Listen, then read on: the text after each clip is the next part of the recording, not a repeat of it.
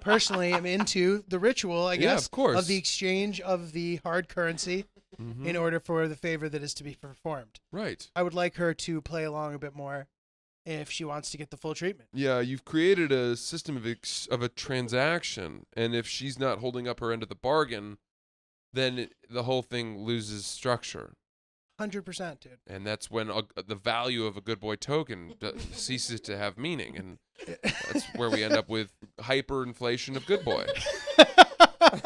Everybody's got good boys. They're raining good boys. Yeah. Wow, you know what you used to be able to get with a good boy? Now you got to have 500 good boys for one foot rub. Welcome back to Oops the Podcast. All right, lots to unpack here. I got something for you. Please.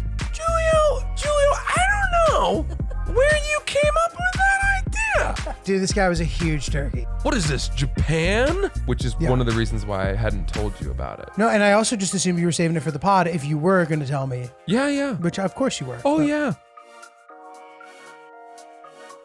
Today is a day of days. It's Oops the Podcast, folks. I'm Francis Ellis. That's Giulio Gallerati. That's my name. We are joined as ever by Ryan of Facts with Ryan fame, and our trusty wizard in Chris Caso. And we have a special guest today, sitting in live, our studio audience, one of one. Ladies and gentlemen, the founder of Hangobi, your favorite recovery beverage, comes in 3 forms: the calm, the essential, the wake, all sorts of active ingredients that'll make you feel however you're trying to feel. Check it out in over 4 million stores. That's Conrad Oberbeck, folks. Hangobi in the house. Thanks looking for being jacked, looking ready to go. here. Yep. Love to see it. Now, Conrad played lacrosse at Yale, if you don't mind me tooting your horn for a minute, and won a national championship with the Wow. Bulldogs. Wow. Bula Bula. Live to tell the tale. It was the first national championship that had been won by an Ivy League team in men's lacrosse since probably Princeton in the 90s or Back in early 2000s or something like that. 1832. At a time when There Yeah. were no other schools. at a time when the Ivy League did really have lacrosse kind of on lockdown. They were the powerhouse conference. So how did the lacrosse culture just become less sophisticated over the next 30 years? Is that I what happened? think Suddenly Hofstra no, is the this best is- team in the country. this is what happened. This is what happened. You started getting schools like Duke and Johns Hopkins, Okay. who were really strong academic schools that could offer athletic scholarships. And the Ivy League could not. They're not allowed Johns to. Hopkins had athletic scholarships? I'm certain they do. Interesting. Certain they do. Interesting. Virginia, Right. these places. Yeah, And that's where tough. before, I guess, I don't know. I mean, it was such an incentive to use lacrosse to gain admission to these Yeah. highly difficult universities. All of a sudden, Duke and these places that were also very hard to get into said, well, you can get in and Why don't you come over we'll here, pay big fella? for it. Yeah. Come on over here, pal. So that kind on. of took away a big draw that the Ivy League had. Makes sense, dude. But it was really thrilling to see Conrad bring it back, and he was a star on the team. Uh-huh. Went and good. played professionally for a bit there. Wow. Pretty cool. That's Pretty very, very cool. Oh, did you play on the national team? Oh, you won a world championship with the Long Island Lizards. The Long Island Lizards. Yes. That's amazing, dude. The Lizards. Pretty cool. The old Anyway, Lizards. so that's our squad today. We're all thrilled to be here. Julio, I got to tell you, what's going on in your life? I got to tell you. I hope you guys like this shirt. So we decided to wear floral shirts today, Mm-hmm. which has worked out nicely. I was going to wear mine before I got that directive. Really? Mm. So, dude, it's funny. I have this pile of stuff that's being donated, this shirt being one of the things. And in fact, yesterday we decided, a friend of mine, we're taking our other friend to lunch for his birthday. And we decided that we were going to surprise him by taking him to a strip club for lunch Oh, my God. and wear suits and look insane. So I wore this shirt under my suit with absurd little glasses and a little necklace. to the strip club. They waived our cover. Dress up properly, and you will be admitted for free. You sure it wasn't because you were there at 11 a.m.? It's possible that was right. You really think they were like, oh shit, we can't make these guys pay the $10 cover? They'll definitely make up for it. These high rolling ballers, dude. And we were watching, women dance while I enjoyed the Atlantic salmon with asparagus, something that's probably not done regularly. And I hate to say it, but that's exactly what I would order if I were there. Any carb? I think somebody didn't finish their flatbread pizza, and I ate a piece of it. Nice. Good. And Trump was sort of on his way to the courthouse in the background. It was a very iconic scene. And my boy goes, dude, just remember this, dude. When people are like, "Where were you the day Trump turned himself in?" Yeah. That's a good line. That's a good line. But anyway, crazy to get to rock this on multiple occasions. I might have to rethink sending it back. That's a troubling thing. When you've set aside a purge pile and you spot something in it and you say, maybe I'll give that one more chance. And then you do wear it and you enjoy it. It makes you think you've made all the wrong choices, that there are other treasures within the purge pile, and you have no decent discernibility about what deserves to go to Goodwill. Dude, totally. This happened last week, too. I went to this place. Have you ever been to the Players Club, by the way? No.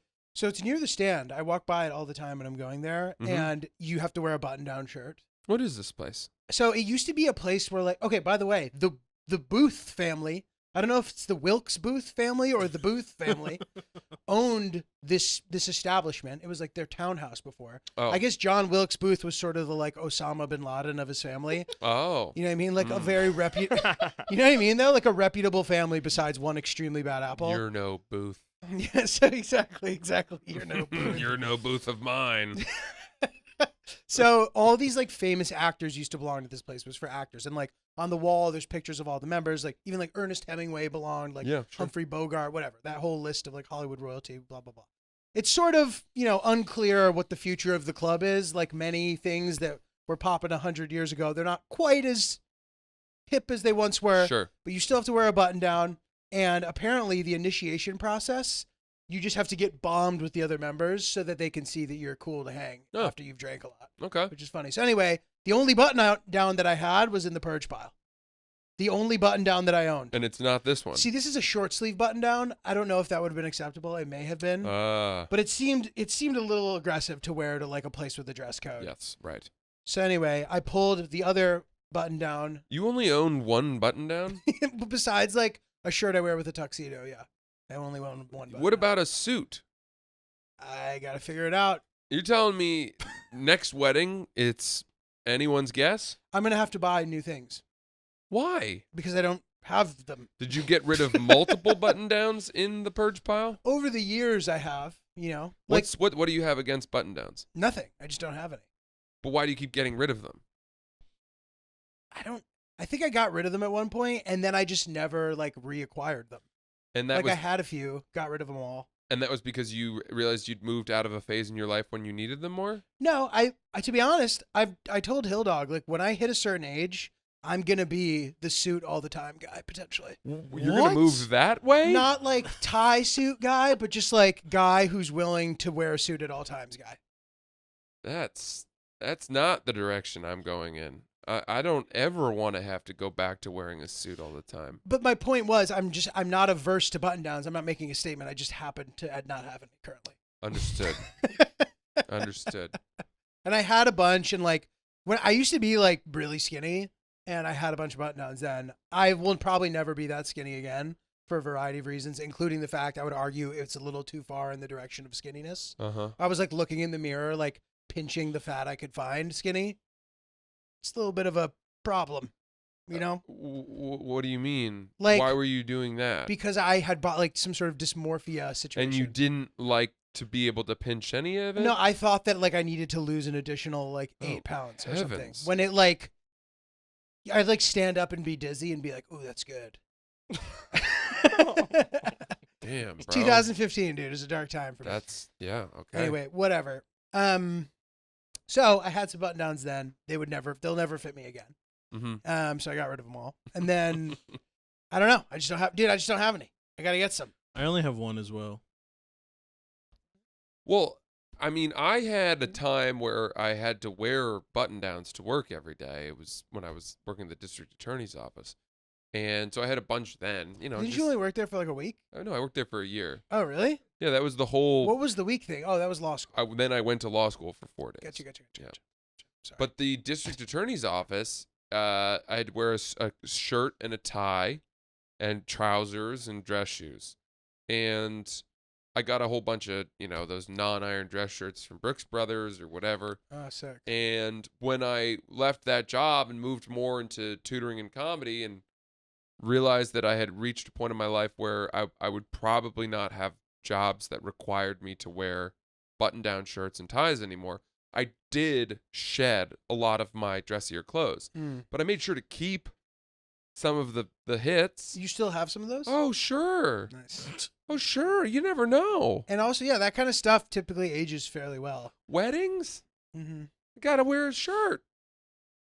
I'm surprised you went full I didn't shed. I didn't realize I didn't have any button downs till she's like, you have to wear a button down. I was like, oh, this is a problem.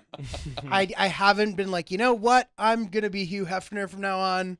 I'll never wear a button down again. Right. I don't mind wearing button downs. Right. Yeah. Right. Okay. So. Well, very good then. Very good. Carry on. Yes. You know those clubs you talk about, the sort of New York social clubs. There's so many, and they're very historic. They've been around for a long time. There's the Knickerbocker. There's the New York Racket. New York Racket. There's the Athletic University Club, and then there are Harvard Club, the Yale Club, all these places. I'm sure Conrad's maybe a member of the Yale Club.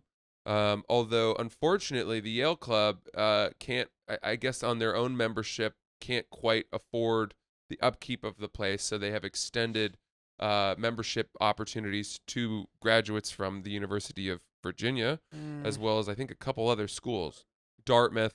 Whereas the Harvard Club, you have to have gone to Harvard and Harvard You alone. hate to see that, dude. It's You too hate to see bad. that endowment It is too slide. bad. It is too bad because What's Deke National?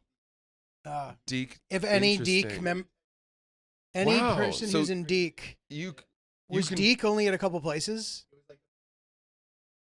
Like, is there Deke at Rutgers? I'm just wondering. Like, I would love that. I would love to see the Yale Club get muddied with state school trash. And yeah, just frat boys. I mean, frat boys. The fact that they made it available to just as long as you were in a frat, you fratty boy, you can join the Yale Club. That seems. Dude, that's great. Just walking around being like, I got my bulldog right here. Yeah. Let's play some flip cup on this historic table in the library, you freak. Oh, that tickles me, dude. Yeah, it's too bad. It is too bad. It's sad to see something be less than it once was. Yeah, You know what I mean? a shadow of its former self.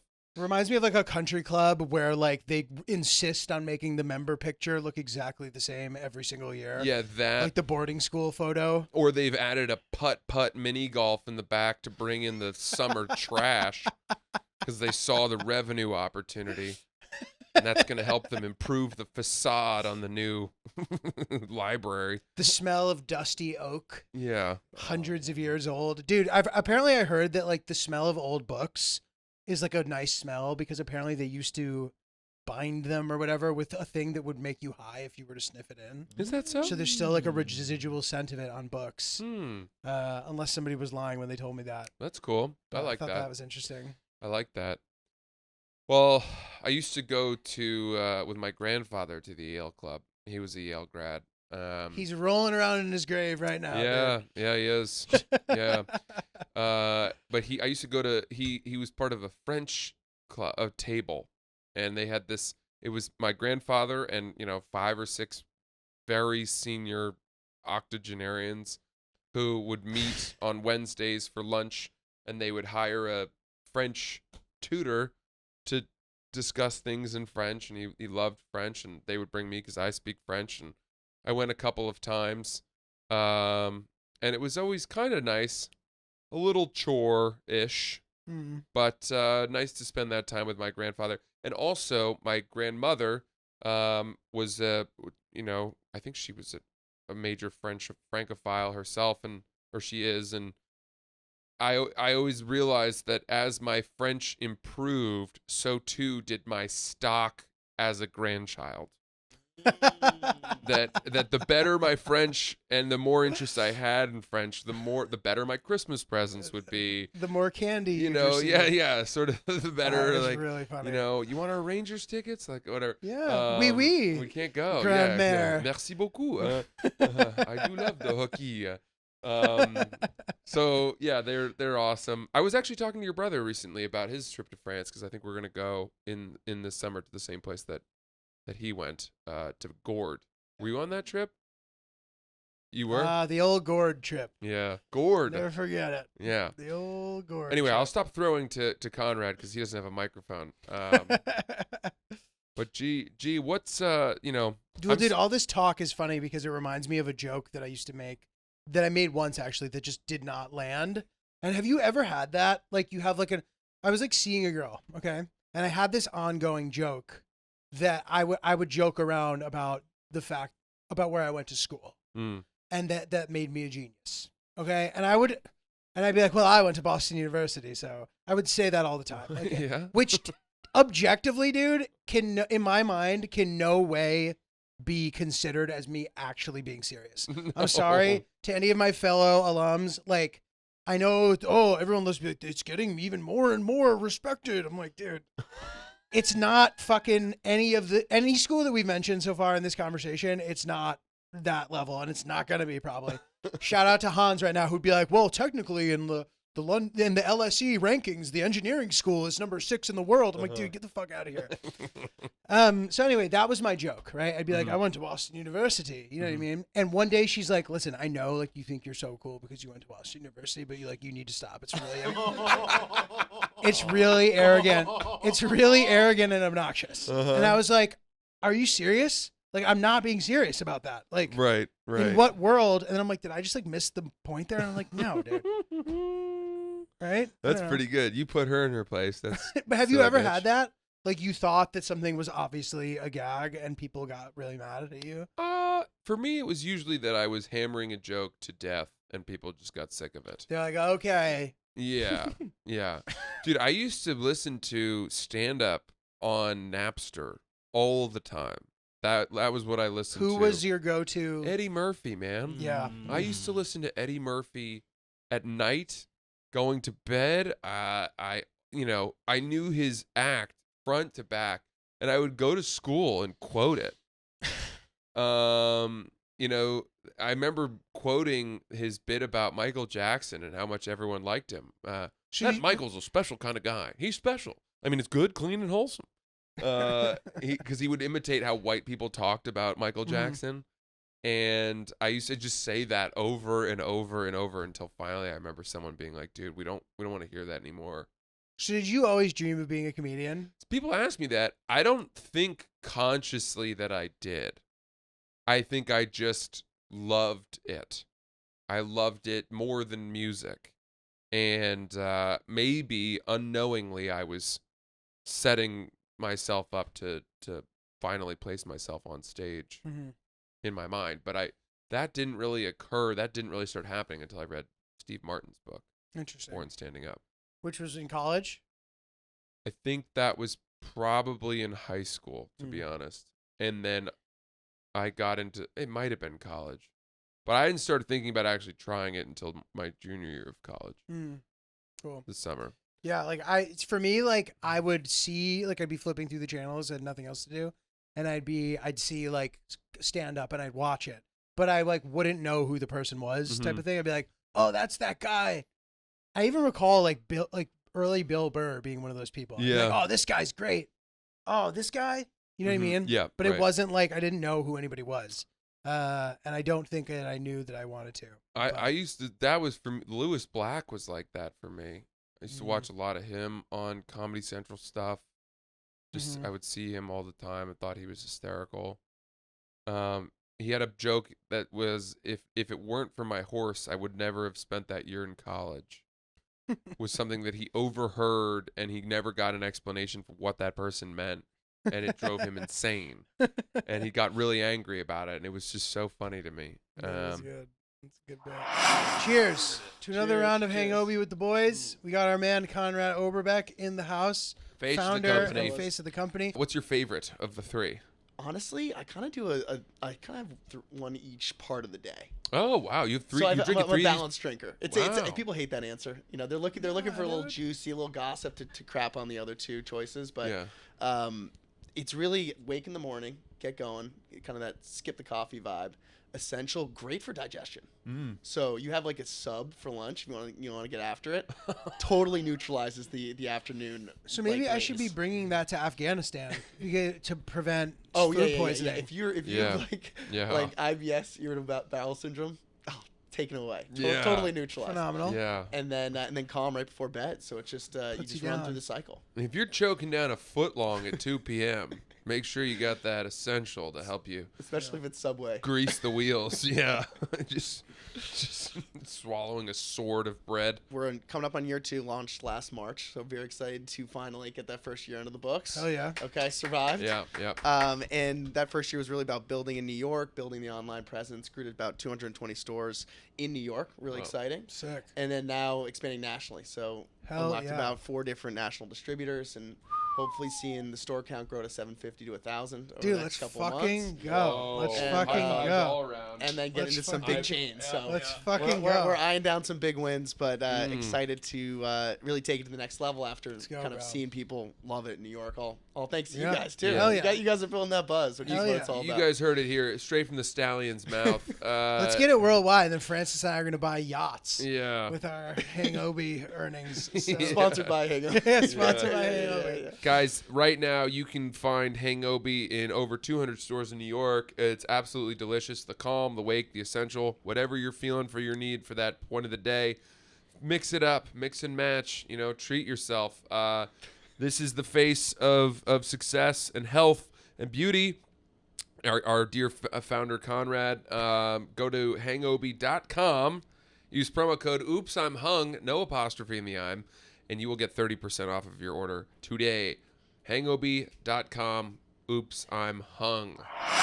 Dude, I you know what I was thinking about today? Because someone recently in the office here asked another person, and I won't out them, but someone said, do you keep a list of all the girls that you've hooked up with? Mm-hmm. And the other guy said yes, that he did. And it occurred to me that when I must have been a sophomore in high school, my English teacher, Mrs. Johansson, sat me down during a study hall in the cafeteria and said, Francis, I've been hearing that you keep lists of the girls that you're having like relations with. You were having sex that age? No. Oh. No. Is relations does that Making not have to out mean? or like Yeah, Ryan. Can we get a definition of sexual relations or just relations? Making out, touching the pee over the underwear. I think Jerky. Clinton. I need to get the Urban Some- Dictionary. I think for this Clinton one. famously said, I did not have sexual relations with that woman, Miss Lewinsky, Right. which would prove your point because They that weren't he having means sex. he's only applying it to intercourse. Dude, I stole the Middletown Press out of somebody's mailbox because my parents threw out the Kenneth Starr report that came in our newspaper so that I couldn't read it. So I biked around the neighborhood, found it, got the fucking cliff notes on it. Good luck, Mr. and Mrs. Gallerati, hiding that story from your son. That was Dude, a big one. We had we may not have had internet yet. And when we got it, finally, it was the dial-up.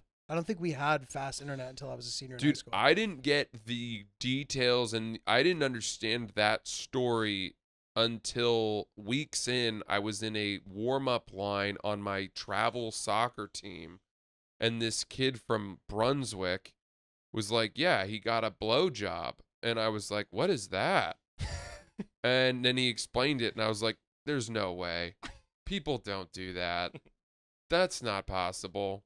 Because, I was probably 9, 10 when it came out, maybe younger. I didn't know what that was. I don't know. So, Oh, yeah. G over here. Dude, I Yeah. just realized I still don't know what happened. I'm realizing now. I read the story and I still don't. I heard you say that. I was unaware of that. You didn't know Clinton got a blowjob from Lewinsky? I thought he was using a cigar as some sort of phallic instrument. I think he was with that as well. And then put it in his mouth and was like, "That tastes good" or something. Did that happen? Did that not happen? Am I? There was a cigar. There was famously some sort of a cigar. Oh man. So they were Did they have sex with each other? Allegedly. According to him, no, they never had sex, which is why he on under oath said, "I did not have sexual relations with that woman," and that was the major piece upon which his impeachment swung. Was that did he lie under oath to Congress? And in his mind, he didn't, because he was saying, "I didn't have intercourse," but they thought, I think that they thought that should apply to oral sex, which he did receive. Imagine the social media debate if that was going on today. I know, dude. I know, it's crazy. I know. Relations means sexual intercourse. Oh. But I'm sure she was being more timid with her. Well, I wonder, maybe definitions then I here. have heard what she said to me wrong, Miss Johansson. But Dude, she said that to me as a teacher. Mhm. And she was like, "I just don't want you to go down this bad path of becoming like the hockey players. Because I think you're," and I was like, "Wait a second. Is this really for you to talk to me about?" You were able to like have that. I don't think clarity I at the said that. I was scared. Yeah. But she was a teacher that I really liked and admired, and I was, dominating the class. So, yeah. I mean, I was straight A. English was my best subject. Yeah. And so I think she was trying to, clutch me from this free fall into frat boy misbehavior. Dude, that's Francis, the star English student, like descriptively writing about his things. He's like, "My semen poured down like soft raindrops." A dribble of viscous glue that remained as a residue upon her upper lip. I wonder, dare I wipe that from her? On her upper lip. So, dude, but she really quick. She said that to me, and I remember it was sort of a wake up call, because I think maybe I had some kind of a list, because someone else was like, "Dude, you got to keep a kills list." That's what he called it. This fucking lunatic. You got to keep a kills list. And I think I did put together some list of like, okay, I made out with this person. Maybe I, made out with this, put my arm around this girl at the movies. I don't know. What Mrs. Johansson needs to realize is, as time goes on, you want to remember these exciting victories. Yeah. But, and you're going to forget about all of them if you don't have that list. Well, from that day forward, So- I deleted the list and I never kept one again. But I would hear about people and friends that I knew who did. And I always thought, how dare they? They need to see Mrs. Johansson, who can talk them away from this bad behavior. But then you start learning that women keep lists too. Lots of women. And then I had a comedian friend, who I once said, asked me if I did, and I was like, no, I've been taught that is very, I guess, chauvinistic or whatever. It's like quantifying and itemizing women, which you shouldn't do. And he was like, well, that's not why I do it.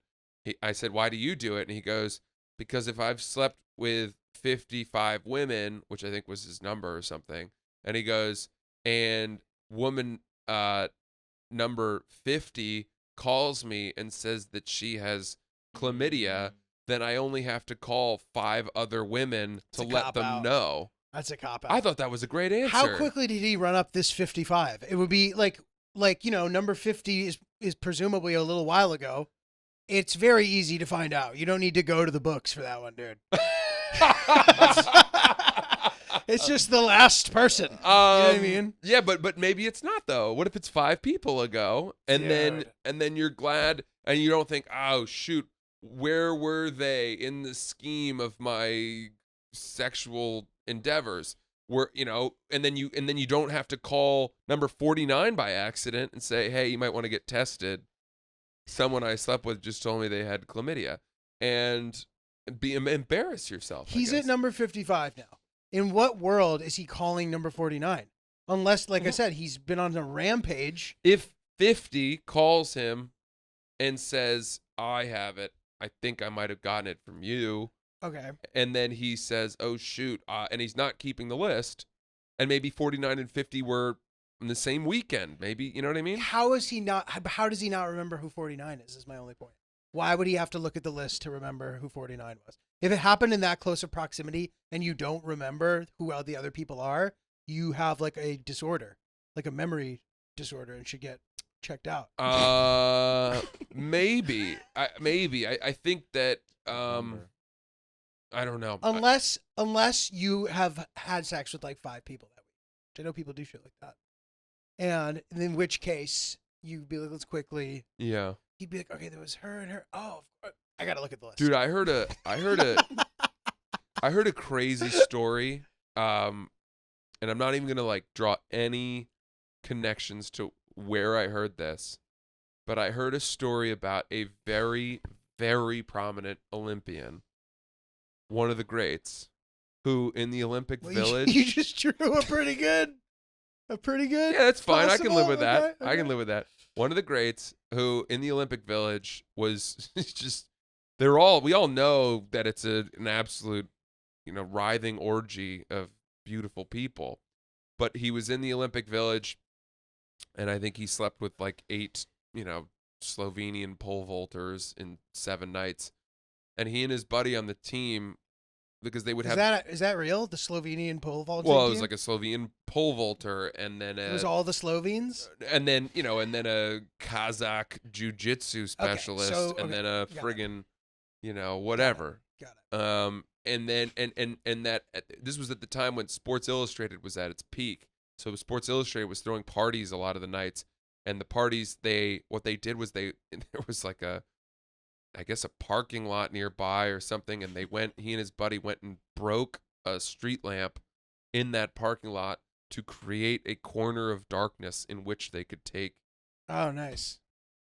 That the girls would come with them to just have sex out on the street. Jeez. Like taking chicks to the squash courts, right, dude? Pointing at Conrad over Is there. that a thing? I think in boarding school it's a thing. I don't know if you went to boarding school. I just made that up. Okay. The squash courts? He said that is the move. Yeah, taking the chicks to the squash courts, dude. Goodness me. It's the move, apparently. That's what I've heard. Goodness. Sick. All right, wait, so keep going. Well, that was the whole story. Yeah. But, dude, yeah, it's the thing, bro. Those athletes, Yeah. you've been training for 4 years while you're also a mailman. You know what I mean? Like, Yeah. most of those people are doing sports that don't, and they're training like monsters I know. and fucking literally delivering, chicken. I don't know. Delivering chicken. Chicken's here. Delivering chicken. Got your chicken. And training at the same time. And it's pretty impressive. So I get why there's a bunch of. And then you just have that one chance. It's so Yeah, I know, fucking dude. crazy, dude. I know. That's like really, it's like scary. The idea of doing is. that is terrifying. It is. And it's where you realize that people who get way more opportunities because they have a lot of events, swimmers, things like that. You feel like, well, in a way, maybe the pressure's a little bit less for them because they blow their start on the 200-meter fly. There's, you got the 100-meter backstroke the next day. Individual medley, Yeah. all the the That's so relays, true. That's things so like true. that. But then again, there's a lot of swimmers who only swim 1 or 2 events. I like the amateur. Like, I didn't realize as a kid that the dream team was like different because it was professionals and that you couldn't do that before. I just thought that every team had professionals on it. So like, I just thought every team was the dream team. I'm like, why is this the dream team? Right. As opposed to other teams. I turned on the Bulls documentary again recently. Oh, yeah. MJ? I hadn't watched it since COVID, and So I good. just revisited an episode, and the episode about the dream team is fascinating where Jordan and Pippen singled out Tony Kukoc on the Latvian or Yugoslavia. the Yugoslavian national team, and he was a young kid that Jerry, the GM of the Bulls that they hated, had spoken highly of, and they hated that GM so much that Pippen and Jordan said to the rest of the team, "Leave him to us." And they basically just hounded him. And he's interviewed after, and at this point, he had gone on to And win. he ended up playing on with the the Bulls. Bulls. Yeah. And he's sitting there, in his chair, and he's like, "I never really understood why they hated me so much," and he's like a kid, and he's like, I was not really prepared for them to be playing clamp down defense. He was like 19. Yeah, he's like 19. He went like 0 for 19 But in the second game he had a second good game, he right? played fine in the championship. Yeah, he Yeah. came back and then they were like, They we kind of respected respected him. Yeah. But just like that level of petty competitiveness to be like, fuck this guy. Yeah. We're gonna ruin his international debut. We're gonna haunt him. And he's just this young kid out there being like, "Wow, I get to play against my heroes." Yeah. Ah! Yeah, literally. Not that fun. Dude. Not that fun. And he was like one of the first guys of that, like bring foreign guys to play in the NBA. I think that's right. He was like he was the beginning of that. Right. But they made the point too. That you had those guys from Yugoslavia. That was all during the war in Kosovo and the ethnic cleansing of Serbs and Croats and all of that, and that those guys were hardened in a way on a basketball court where it just meant a different thing to them. They were tougher. Yeah. But that was before that though. But you mean like wasn't that the 92? I think 1996 was the war, right? Or 1994? I forget. We have to look that You're up. right. It was the Clinton. But still, there's that maybe the best 30 for 30 of all time. Once We're Brothers or whatever it's called. The Divac. Vlade The Divac, Divas, Drazen yeah. Petrovic, Yeah. and whoever else. There was a whole group of them. Yeah. But Started in 98. Oh, okay. What? The Kosovo War? What are you talking about? There must have been turmoil in Yugoslavia prior to that. Probably, maybe, yeah. And then Yeah. it all But the blew Balkans up. War or whatever it's called, Mm-hmm. whatever, Sarajevo, all that stuff. Interesting. Well, dude, I have decided that I really would like to start doing meaningful rituals in nature. Really? Yeah. What- I've really been enjoying my plants and talking to them. And it's really positively affecting them, dude. I bought the moisture meter. Shout out. Somebody DM me recommending that for the plant boy. Yes. It's been great. Yep. I I've saw been that pic. That was pretty good. Fed. I've been monitoring his sunlight. I'm surprised you didn't go with quenched. Oh, quenched is good. Do you Quenched feed a is- plant water? I don't know. How do you feed? Well, there's plant food. But what about the water? How would you say? Uh, I've distributed. I gave it a drink. I watered the plant. I watered the plant. Yeah. I fed. I'm enjoying. Okay. You can. I'm not going to tell you not to go with fed. I'm not going to say that. But but he's the plant boy, so feeding him. You see what I'm saying? Well, if it were the plant girl, would it not? You wouldn't have. You don't feed a You'd girl. feed a girl and a boy, but he happens to be a boy, and we feed him. Uh-huh. If it was a girl, we would feed her. If we were not gendered, perhaps we would be watering it. Oh my goodness. If it were not any gender, is there a gender that's no gender? I'm not a gender. Yeah. No. Non-binary, isn't that a gender? Yeah. I think you say non-gender specific. But it's not that it's non-gender specific. It's a plant. It can't- Agender. Agender. The plant is agender. Which one? Agender. No, I know. Which one? But that's a word. I know. I'm was- trying to do the who's on first. I know what you're thing. doing. I know what you're doing. The plant. Yes. But anyway, dude, I think it would be nice to start doing meaningful rituals in nature. You sit there, you set up a little thing, you feel the wind, you sit there and feel the wind blowing as you peacefully think about whatever it is you're doing. Are you talking about with your houseplants in your apartment, or are you talking about going out into nature and trying to take a more meaningful moment? You just gave me a pretty good idea. That's for sure. Yeah, but I think you already do that pretty well. Well, but that would be fun to have a collective, hang session with all the plants where we communicate, we talk about what's going on. Yeah, sure.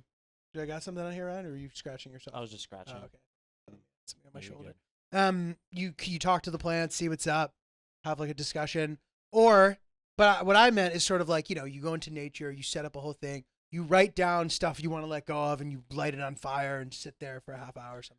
Interesting. I bought a book about it, and I read the sort of like prologue or whatever. Uh-huh. Is that what it's called? The beginning thing? Yes. Mm-hmm. And it was like, it started saying all these things, try not to offend the readers, and I was that annoyed me a bit. But I still need to read the book. What was the name of that book?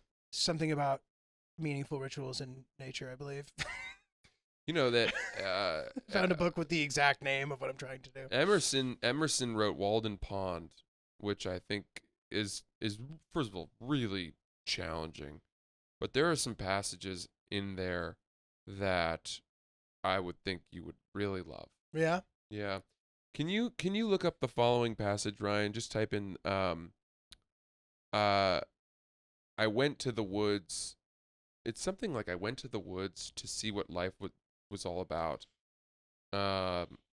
If you can find that, I'd like to read that passage to Julia. This is one of my favorite passages in all of literature. So this is it's Thoreau, who wrote Walden, right? I always get those two confused. Okay, this is Thoreau from Walden when you know the story about Walden? No. Henry David Thoreau went to live off the grid at Walden Pond and lived Where in a is it again? shack. I think it's in Massachusetts. But I could be That's what I wrong was about gonna that. Guess, but I thought I was going to be wrong. And It is in Massachusetts. it's in Massachusetts, and he basically was living off the grid and living in wilderness and had really quieted life down, but the government came after him for taxes, and that was sort of a big part of it. But here's what he writes. I went to the woods because I wished to live deliberately, to front only the essential facts of life, and see if I could not learn what it had to teach, and not, when I came to die, discover that I had not lived. I did not wish to live what was not life. Living is so dear. Nor did I wish to practice resignation unless it was quite necessary. I wanted to live deep and suck out all the marrow of life, to live so sturdily and Spartan-like as to put to rout all that was not life, to cut a broad swath and shave close, to drive life into a corner and reduce it to its lowest terms. That's pretty good. I love that. That's pretty good. That's you. I like You got to that. get out there I got to and get out there. cut dude. life down to its simplest terms. I got to do that. Hold your court with your plant boy and girl and friends. Just gather them round. Gather round, friends. Exactly. Let me tell you a tale. Yeah. Sir. The leaves begin to.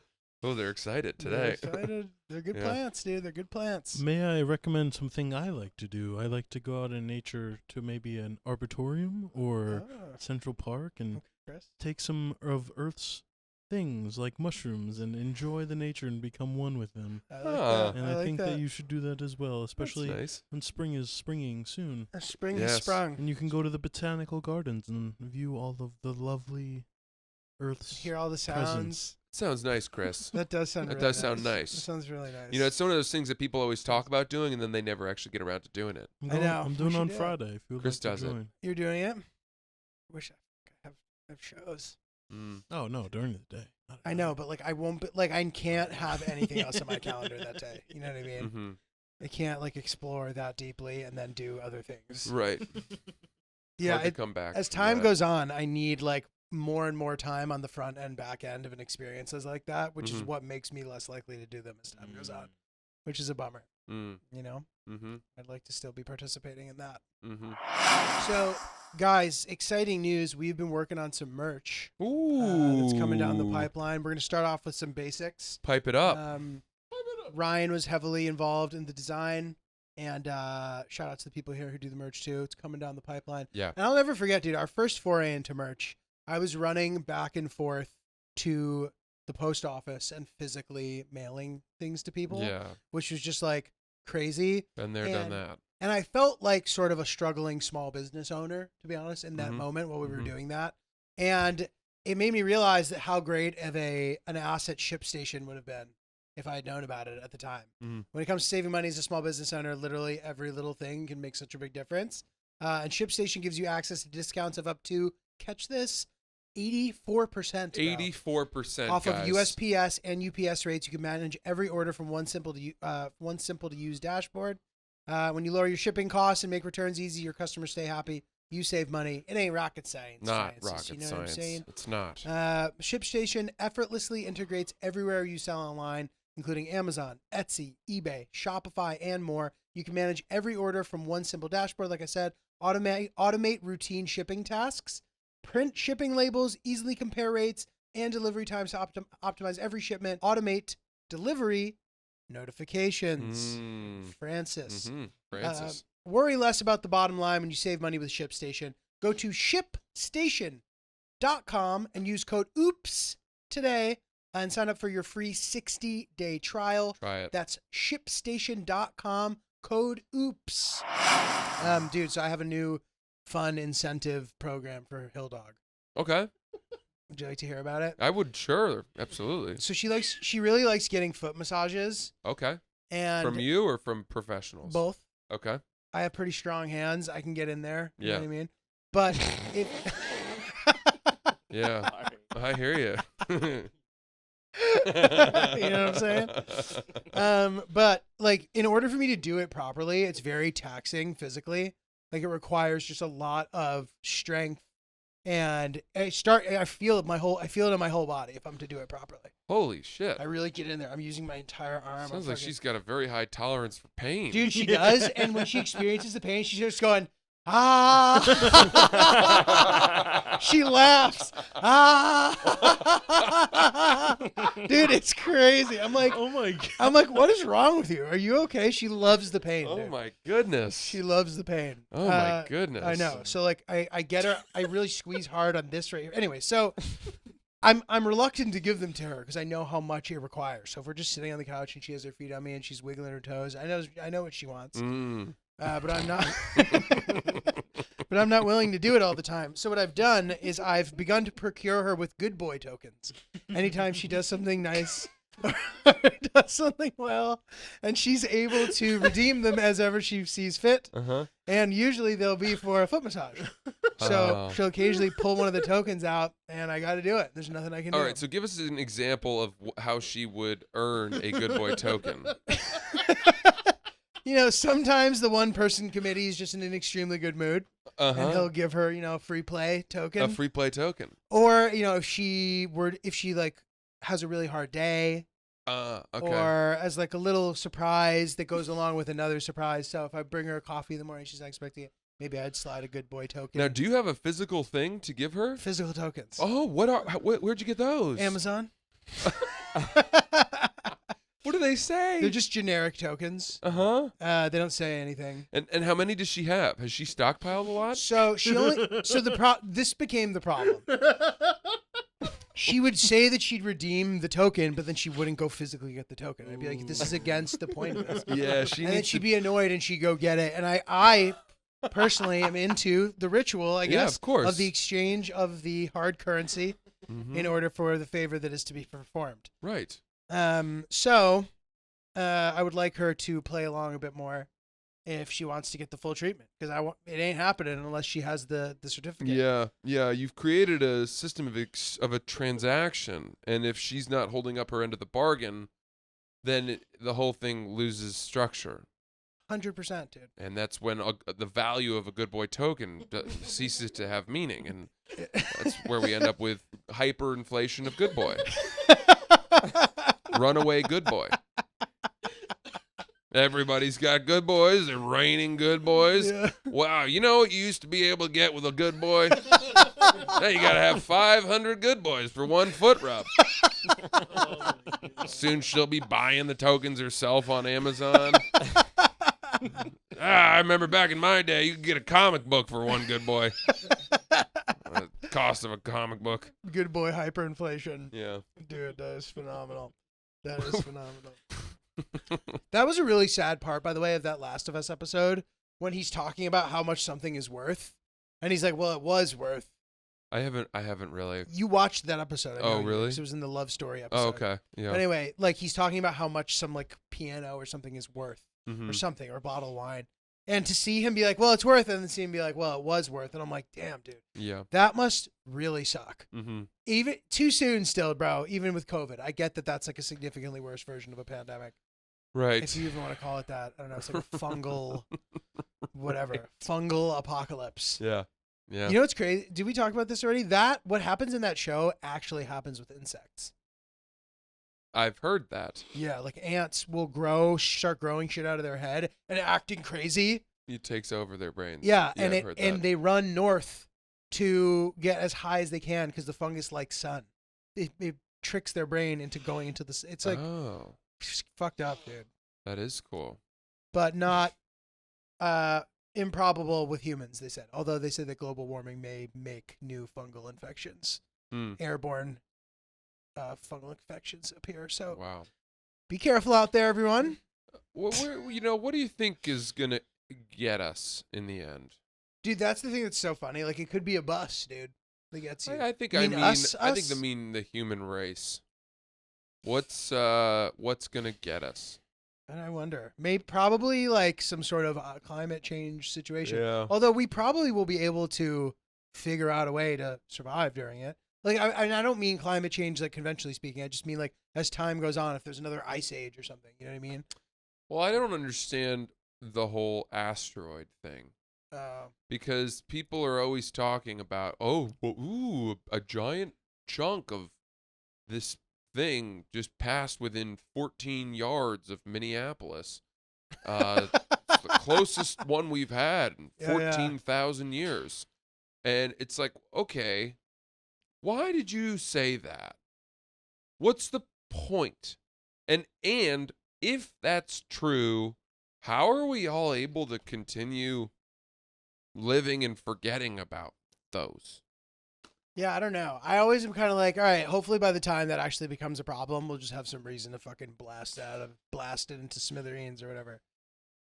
I guess. I don't know. I don't know what the reality is. Yeah, we probably don't know enough about this. Like, I'm not saying I know that I don't, because I bet that there's like solid stuff written that would make us feel better about this conversation.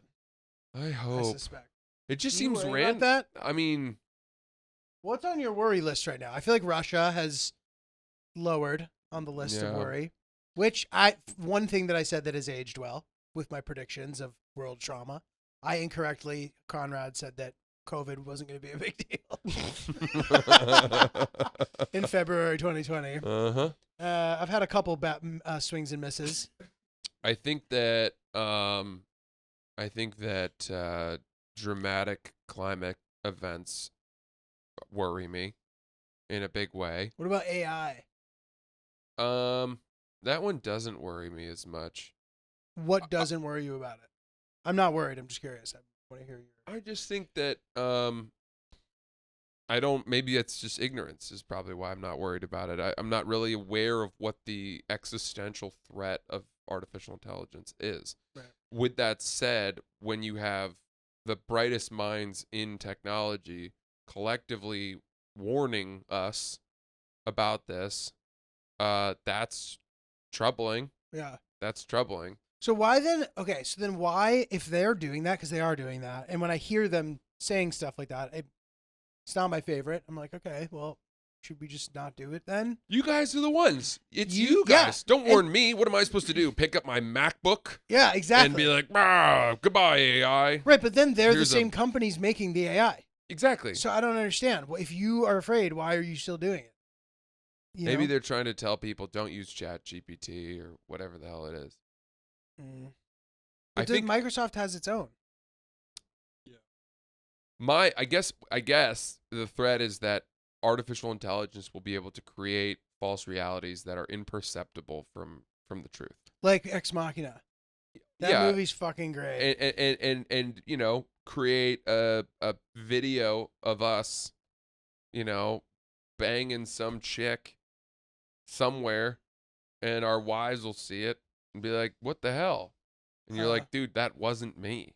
And they're like, "It's exactly literally you. you. It's where you wearing that's the shirt I gave you. Those are what are you talking about?" And you know, here's Google Maps, and somehow there's a pin Right. dropping you at that They moment can just in that sabotage time. us all. Yeah. Interesting. This is like a thing that some people have said over time that always makes me laugh. Kind of like, couldn't we just like unplug them? I know. And I'm like, maybe they'll get to a point where they're the ones in control of that. I don't think it's as simple as that. Yeah. Terminator and Terminator 2 are pretty awesome movies as Sure. far as this topic is concerned. Sure are. Yep. But yeah. Well, okay. Let's hit an email. Let's hit it hard. Oh, an email. An email Let's hit could an be email. fun. Let's hit it extremely hard. Speaking of technology. Let's see what you guys got to see. Speaking of technology, the old email. Mm-hmm. Now you're talking. All right, here we go. Got a couple good ones here. First one is called Significant Other's Phone Number. Serious question, and of course, love you both, listener, from episode Uno. Do you have Sierra and Hillary's phone numbers memorized? Sure do. I have mine memorized as well to answer that. She said, my husband of 5 years and I were checking out at the grocery store tonight, and they asked for the phone number on our rewards card. Since I was bagging, I told my husband it's his cell. He looked up at me like a deer in headlights. It was clear he didn't know my phone number. I am baffled. Who is wrong here in this age of technology? We are 35 and 37. I cannot believe he doesn't know my phone number. And then she continues. How many numbers do you have memorized? Whose numbers should you know by heart? I have my wife's phone number memorized. Absolutely. There are plenty of occasions where my phone might be dead, or I could see, for some reason needing to borrow a phone, something to let her know, and so I have that committed to memory. I also have inputted her flight information so many times that not only do I have her phone number memorized, I'm pretty sure I have her known traveler number memorized. Obviously, I have her date of birth, and there's a lot of intel that I have about her. That's good. That's good. As far as other phone numbers, I have both my parents, my sister, and then a number of girls that I used to like when I was in 7th grade. You still have it in your head? Oh, yeah. Wow. That's I impressive. could rattle off at least probably four phone numbers from girls that I liked when I was in middle school. Wow. Wow. Home That's phone impressive. numbers. Hey, Mr. Atwood, is Abby there? We don't typically like people calling after 9 p.m. Really? Oh, yeah. 9 p.m. All right. All right, dude. Figured she'd still be doing homework. That's what I'm calling about. I have my parents' cell phone numbers memorized. I don't even know their new. They have a new home number. I don't know it. I know my old home number. I know Hill Dog's number. And Brent. He just has a very memorable number. I think that's probably it. That's cool. Dude, this is a good one. I think I've maybe said this or some version of this. But when you're like asking for your girl's flight info, like I guess you know her known traveler number, so you can't really pull this off as well. But be like, what's your known traveler number? And she'll be like, okay. And she tells me I'm writing it. Okay. I go, okay. And birthday 4/12/90. And look at her, and she's like, honey. It's very cute. But yeah, that was a very good thought. Thank you for that. Did you guys do the voicemail answering machines for your households growing up? Yeah. Sometimes. The greeting. What was it? I think it was like, you've reached the Coloradis. I don't know. I actually don't remember. I bet Ryan did something cute. Well, Yeah. what about you though? I don't know that I did. I don't think we did. I think my parents had it. What did you have? Well, first of all, I just want to say I wasn't bringing it up so that I could say what we did. I was genuinely curious. That's the way that whether we you guys shoehorn. did it. That's No, how no, we no. shoehorn. But it was, hi, you reached the Lynch residence. We did residence. Please leave your name, number, phone. Please leave your name and phone number, and we'll be happy to get back to you as soon as we can. Have a nice day. And said like that. Oh my goodness. Very, very sweet. Now you've got siblings, Ryan. Would the three of you compete for who could? We did it together. Oh, you did it, all three of you? All three of You us. said it at the same time in unison? Yeah, because we practiced. It was pretty simple, and That's a lot of words to say we without did a bunch. maintaining the same pace, all of you. Yeah, it was fun. And then whenever we answered the phone at home, we'd say Lynch residence. Good God. But that's just all I knew. I That only just said sounds it like like you that. work there. Good Lynch residence? God. Lynch residence? How may I connect you? That's good though, dude. I like that. Yeah. No, I'm Chris, did kidding. you? That's nice. No, I didn't. My mom did it. I remember one kid, this guy Supo, Jeff Supo, pal from high school. His family had, believe it or not, Jeff isn't at home. Please leave a message. That's Seinfeld. Yeah, yeah. yeah. Right. That was pretty George good. did that. Dude, I had a pretty good cell phone greeting for a while. You know the comedian Ian Lara? Yeah. I had Ian Lara do my greeting, and he just says, hey, this is Julio, but it's Ian Lara. So it's funny because it got me into some interesting problems, too, because Ian is Dominican, anyway, he kind of talks like this. He goes, what's up? Like, this is Julio's phone. Please leave a message. I'm not here right now, whatever, right? Yeah. So one time, this girl who I was like talking to on a dating app was like, I just called and tried to leave a voicemail. It's really offensive that you talk in that voice on your voicemail. Oh, And God. I was like, I didn't. It's somebody else. And then I'm like, oh, that's annoying. Then one time, dude. Then somebody leaves a voicemail for me. They were dropping something off where I lived, and the guy couldn't find my address. And he calls the phone. He goes, I can't find his fucking address. Your boss is going to be really pissed off.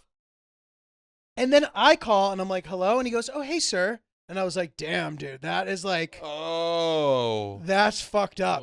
That's like racism. Oh, my God. He was racist to my voicemail, thinking it was like my assistant or something. Yeah, And then when I jeez. know, it's fucked up, right? Jeez, So anyway, I was like, jeez. this is getting too toxic. I deleted it. Mhm. I deleted the greeting. It was funny for a while, but then it got to a time where it was no longer. It was too Interesting. polarizing. It's funny you mentioned Ian was in here yesterday. Really? Yeah. We should have him on. Yeah, he's a good guy. I like He's a Ian good a lot.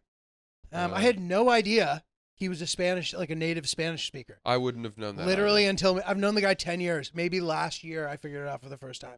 Wow. When I saw him doing an interview in Spanish. And I was like, what the fuck? Wow. You've had this the whole time? That's cool. Yeah. What a skill to be fluent in Spanish. Oh, dude, this brings up something good. Not going to get you into a table at the Yale Club, but. Well, it might these days. Yeah, yeah. Yeah, that's it. That's it. That's it. Dude, sometimes when I see people trying their Spanish out in public, it's like the most cringe fucking thing of all time. I saw this outside of my local coffee shop the other day. You know how they build that like outdoor foyer to prevent the wind from coming in the winter? Yeah, the. What's that called? Vestibule? Vestibule, the little antechamber, yeah. Yeah. So there's a man dismantling it with power tools. He was clearly employed. Cool. I like that. And the classic guy who would try his Spanish out shows up and says something. And for some reason, the type of guy who would try his Spanish out typically talks very loud and like thinks he's always in like a good mood too. Mhm. Sorry. So talks loud in a good mood. He shows up. He sees the guy taking down the vestibule. He goes, oh man, I guess spring's in the air, huh? And the guy turns around and goes, hey, Spanish. And the guy goes, I just see his eyes light up. And he starts going, primavera, aquí, invierno. And he starts gesturing to the past because he can't say past. Invierno. And he's doing this wave motion, dude. It was so embarrassing. And then he just starts going, see. Yeah. Dude, bad. I like the idea that this is a guy who, because that guy who told him Spanish is doing that so that the guy will leave him alone. And yet that other guy is thinking, this is an invitation to train. Let me dust off my Espanol. Yeah. But dude, it's funny. This story is funny because I was in Austin, and did I tell you this? No. I was in a hotel, and I got a knock on the door, probably 10:30, 11 a.m. And I was staying for another night, so I didn't have to be out of the room or anything. And it was the housekeeping.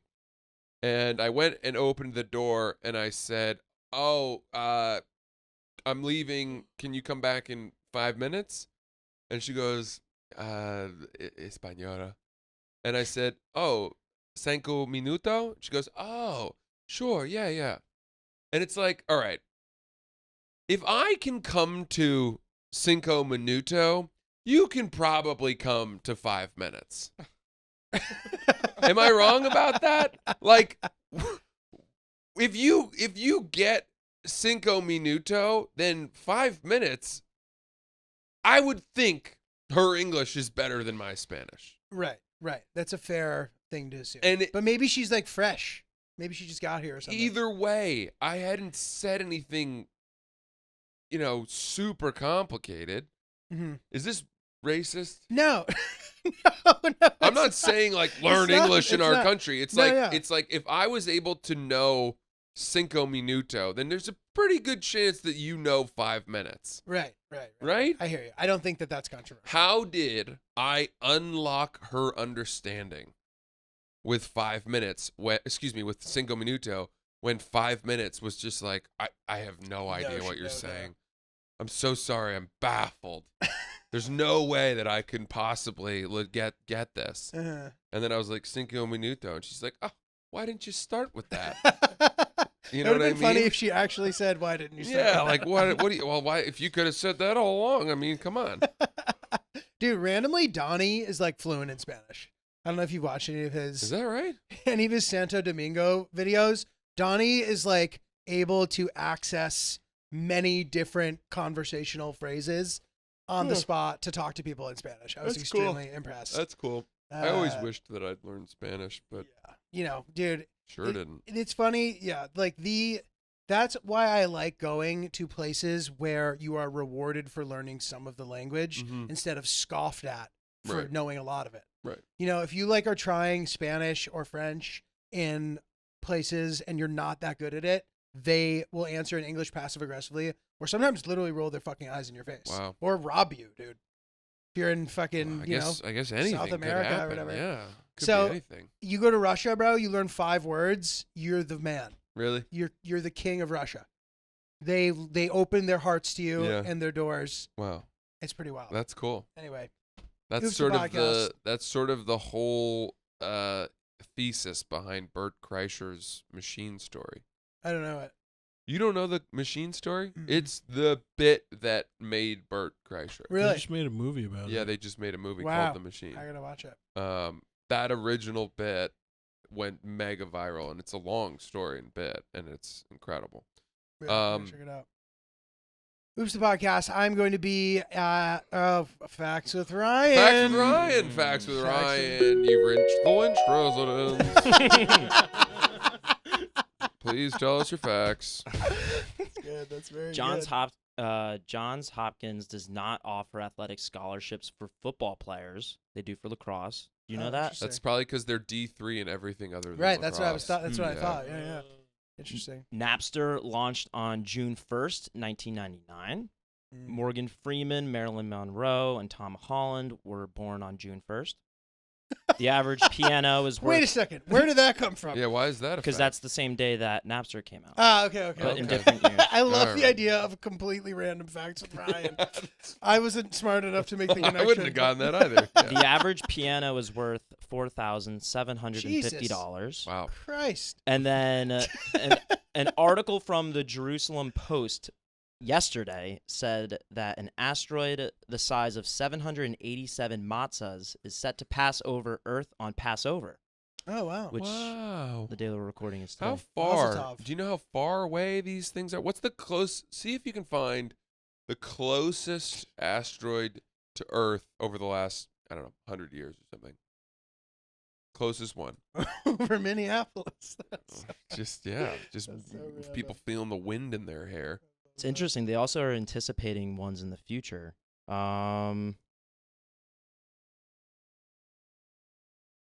This That- is tough. Tell you what, as far as a search engine, Ryan is not the quickest. We need AI. These facts are dug deep. Let me pull up chat. I'm not part of this. They're r- unearthed. ripping on Ryan. Ryan, I think This you do a is good job. tough. Uh-huh. Uh-huh.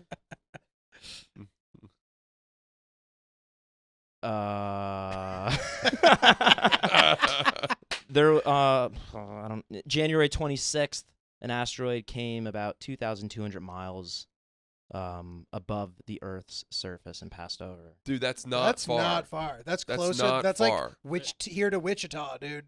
Yeah. That's nothing. It's nothing. Yep. That's what worries me. Beware, dude. Okay. Add another thing onto the list. Okay. Well, that's Oops the Podcast. Julia, where can we find you performing live comedy? April 14th and 15th, please come see me in Providence, Rhode Island. I'm really excited about those shows. April 18th, Helium, Philadelphia. Get those tickets because I don't think that many of them will last when showtime is upon us. Free show, Middletown, Connecticut, April 21st, Harbor Park, and then 28th, 29th of April, Yonkers Comedy Club in Yonkers. Yeah, guys, go to that free show because the mayor said that if Julio gets enough people out, he'll award him with a key to the city. That would be sick. And the next time they repave the steps to the local library, Julio gets to put his hand impression down there and then cut the ribbon was the largest pair of scissors you've ever fucking seen.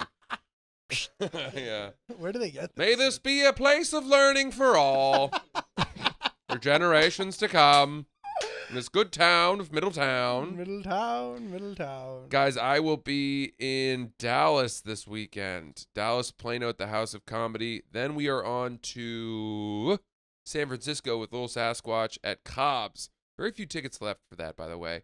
And by the way, we've canceled the Buffalo weekend. We're going to move that to the fall. Sorry about that, everybody. We had a little bit of a scheduling issue. So the Buffalo weekend, we're rescheduling that for the fall. I will be back, I promise. And finally, we're in West Virginia at the Charlestown Races Casino, the Hollywood Casino, on May 12th. Close out the first leg of the tour. Plenty more dates coming up in the fall. FrancisEllis.com for tickets. That's Oops the Podcast. Presented by Hangobi. Thank you guys so much.